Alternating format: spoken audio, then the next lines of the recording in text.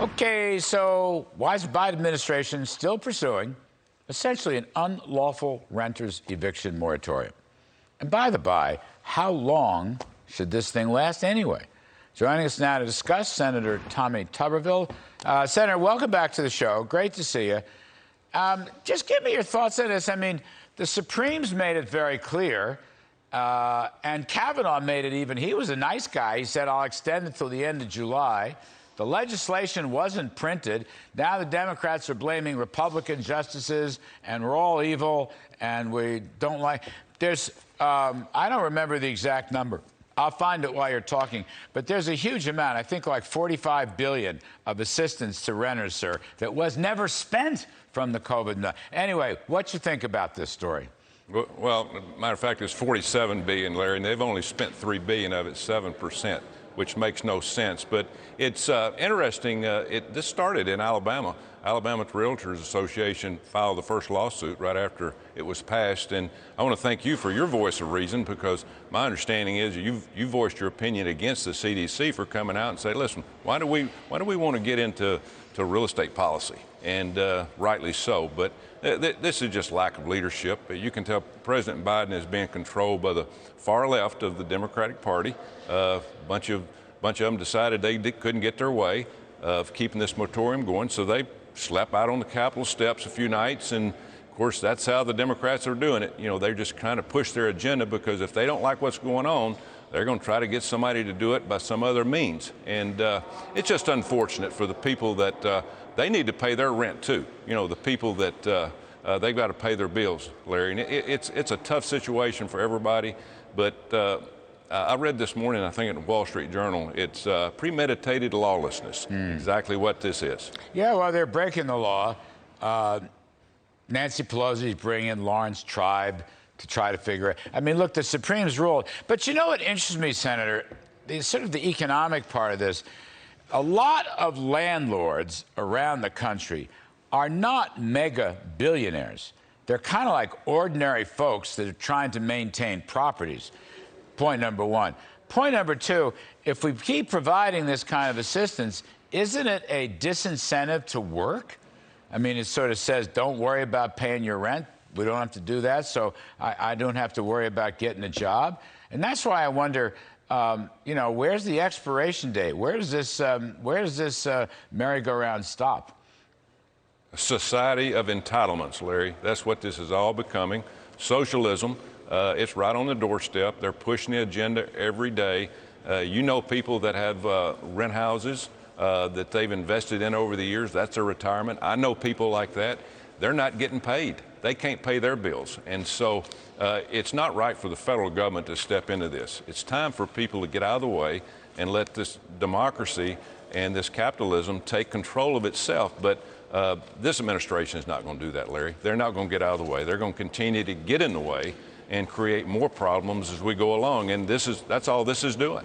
Well, as I understand it, just listening to the Bidens, you know, landlords are evil people, evil, greedy people. So we have to campaign against them, which they are bound to do. Let me switch gears. Also, Alabama's a hot place. I didn't realize the lawsuit started down there. Now we got another one. The National Labor Relations Board wants to overturn the Amazon union election, where, as I understand it, 70% of the workers decided not to unionize. And now they're trying to, you know, the unions, and they own the NLRB, and Biden's the most unionized administration in I don't know how long.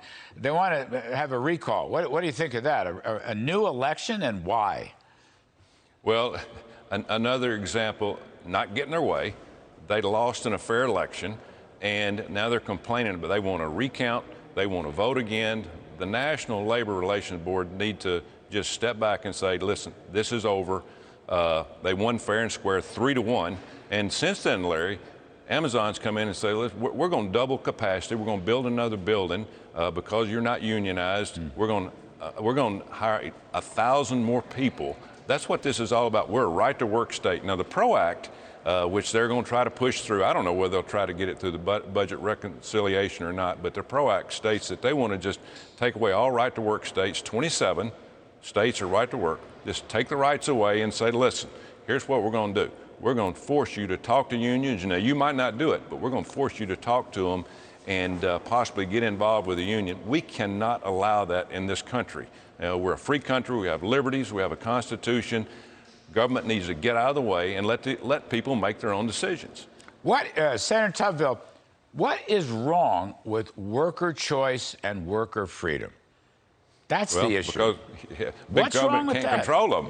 Big government can't control them. You know what it is, and they want to control everything, and just big government's getting in the way. And unions are, look at the teachers' union right now, how they're destroying our education. That's what I did for 40 years, and I've never seen anything like this. We're not going to work. We're not going to go back to the classroom. We're going to teach from home. And we've got so many of these young kids that are falling so far behind. And you wait what I tell you, Larry, it's going to come up again. Right now, we're going back to school. I just hope and pray that the teachers' unions don't get in the way and say that we're not going to go back to work, because you can see this Delta variant, pushing out there pretty hard. But we have got to fight back against this vaccine, this virus. We cannot let it beat us again. We can't shut down. We've got to go on with this thing. Might be here 5 years from now, but it goes back to unions trying to take control and big government taking control. Last one. It just so happens you stepped in. The Congressional Budget Office has done a 10-year price out of the infrastructure package, and they're showing a net deficit of $256 billion. Now, on the air the other night, I said I thought they were about $300 billion short. I knew that the pay-fors did not pay for Senator Tuberville, so now the CBO has scored it minus 256 over 10. Now, as quickly as you can, I know everybody's going to have to digest this and process it. What is this going to do to the infrastructure bill and the various negotiations? Because CBO has essentially ruled it out of bounds. Well, so many of us that have been looking at this have been kind of hanging back saying, we know where there's a lot of faults to this. We need infrastructure, especially the right kind, bridges, roads, and all that kind of stuff. We've been waiting on this score, and we all pretty much knew that it was going to be about half paid for. A lot of things in there, it didn't mesh out. It just didn't make sense. So we figured it'd be like this. You were pretty much on target.